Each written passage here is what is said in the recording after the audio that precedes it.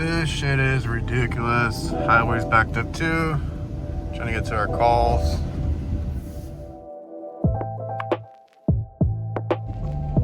Alright, so we're waiting in traffic basically. It'll take us forever just to get to the next street. So we got our warranty stuff coming in. This is what they sent us. I don't know what the hell this is. Okay, I was like, it looked weird and it didn't move, but the little bar at the bottom is misplaced. Let's slide that back in. Don't break. Alright, so this is our fill. It's basically a float that senses when the water is full. So it's a fill sensor, water sensor. So once it's because it floats, obviously it's a float. Once the water goes in here and it goes up, it'll disengage or engage, and then when it comes down, it's like a switch that opens and closes. When it's all the way down, it's either one. When it's all the way up, it's either one. I'm not sure.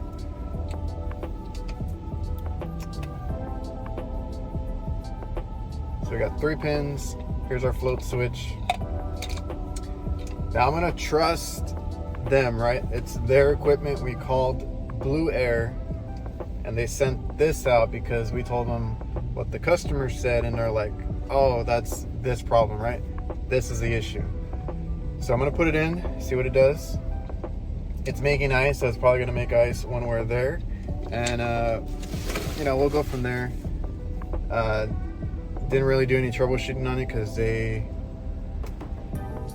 you know, told us what it was. So let's take it apart. I did look up a schematic to kind of see how to take this one apart. Like I said, it looks familiar. It could be just, you know, same equipment, different brand smacked on the front. You know, a lot of times they're the same equipment and it's just a different nameplate.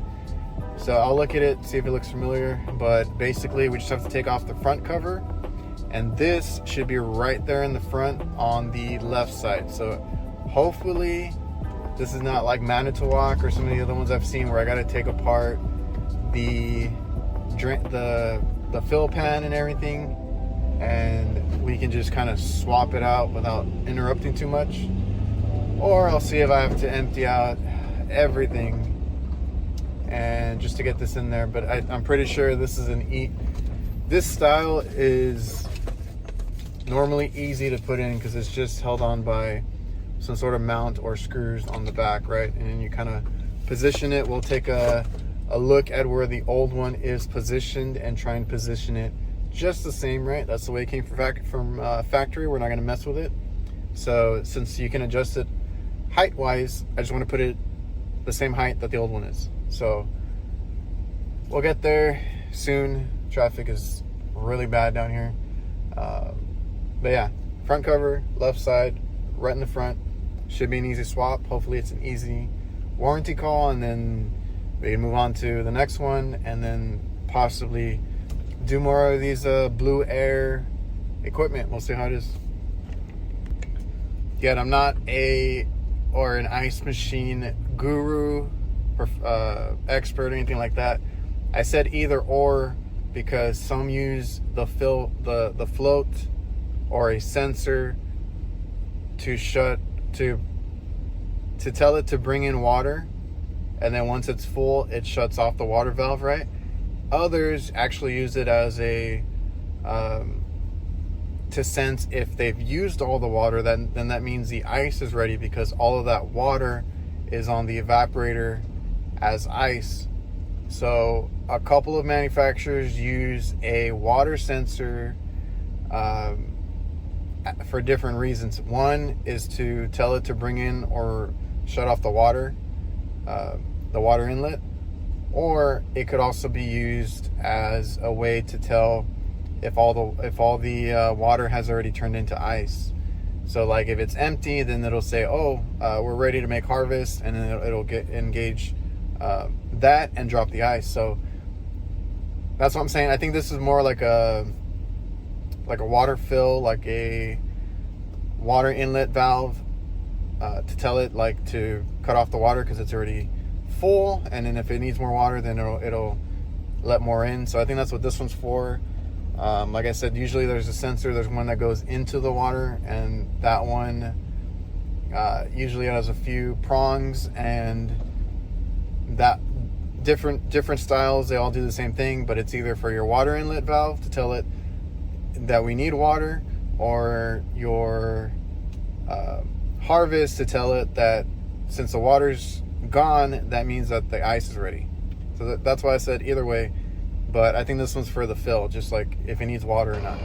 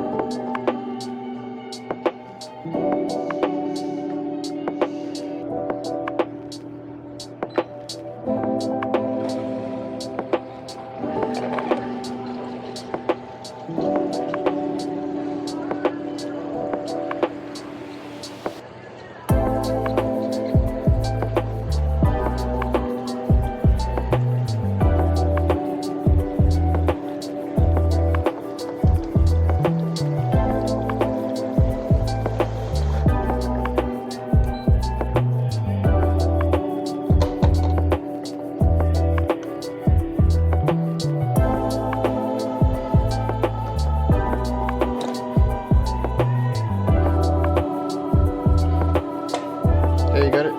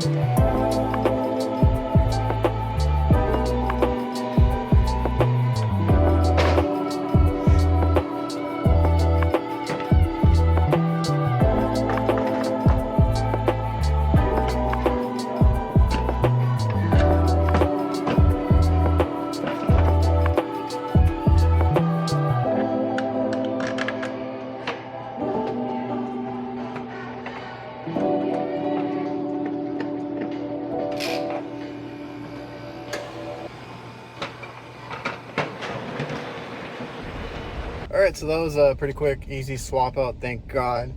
Now, if any of you guys have an issue with the way that I swapped it out, I completely understand. The proper way, honestly, is to empty out the ice bin, empty out all the water somehow, and then start working on it, and then, like, you know, all that jazz. I understand that. As long as I don't get the ice contaminated on my part, like if there's no dirt, dust, if we're brazing, there could be soot that goes in. So that's what I'm worried about, right? I don't want stuff to get in the food.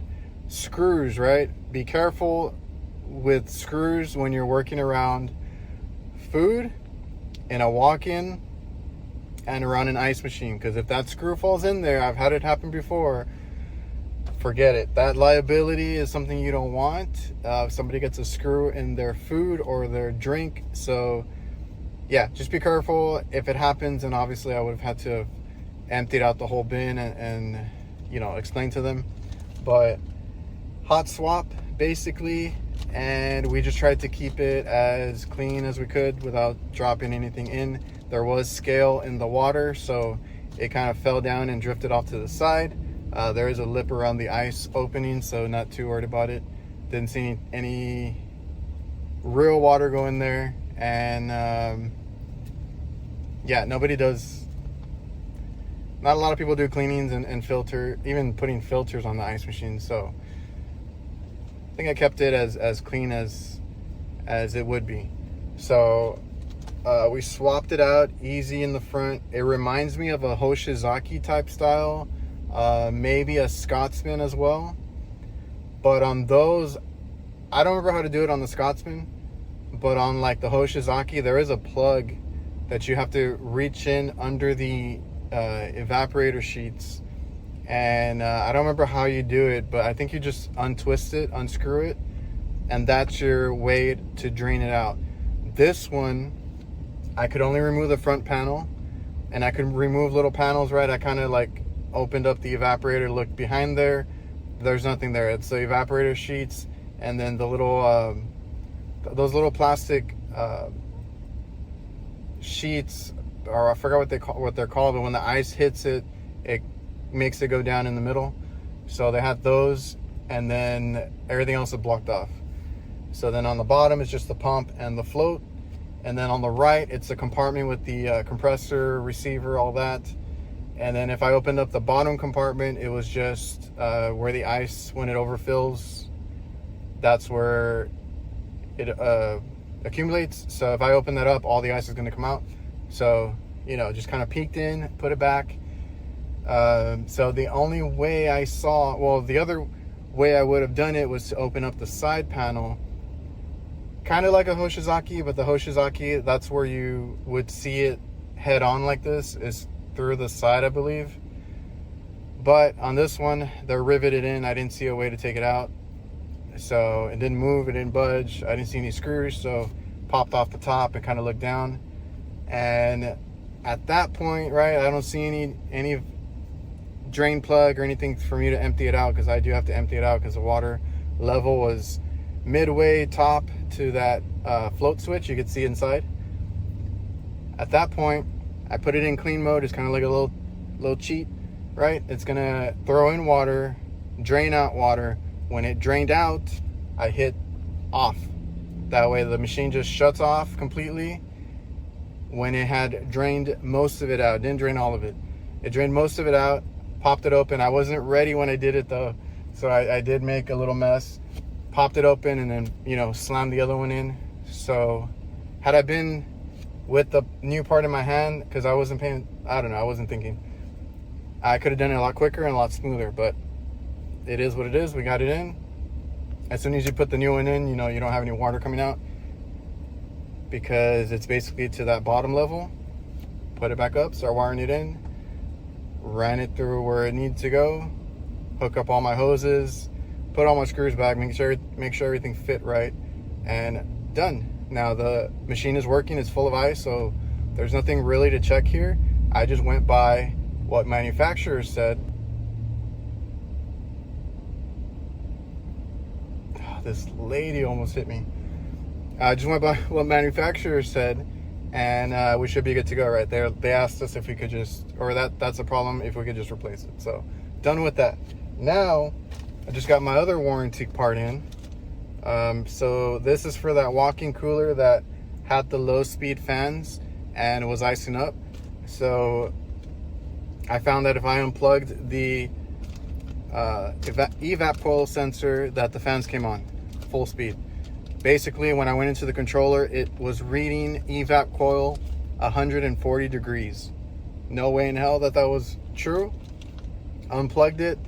The default, when you unplug one of these sensors, because they had several that were not installed right, it didn't need, or they didn't go for drain sensor, auxiliary sensor, and all these other ones. So I noticed that all of those say -60. When I unplug this one, default value -60. So at that point, I guess that triggers it for it to go full speed, right? Or if you put in a working sensor. So this is a thermistor assembly. That's a part that we're putting in. And then all this is, that was causing all this issues on a fairly new unit, is this right here. So this is your thermistor. You got 2 wires that hook up to it. And this other side is what is mounted, right? There's a screw hole. You put the screw on the side, mount it up, and this is reading the inside. Super basic, super simple. This little thing was causing it not to reach temp and ice up. So we're gonna go change that out real quick. And this is another warranty call. And both of these companies, Blue Air and I don't know what company, I'm assuming it's Russell directly, want us to do warranty work for them now. So pretty cool. Let's go. 2 simple ones. So let's go put this in and be done with that one too.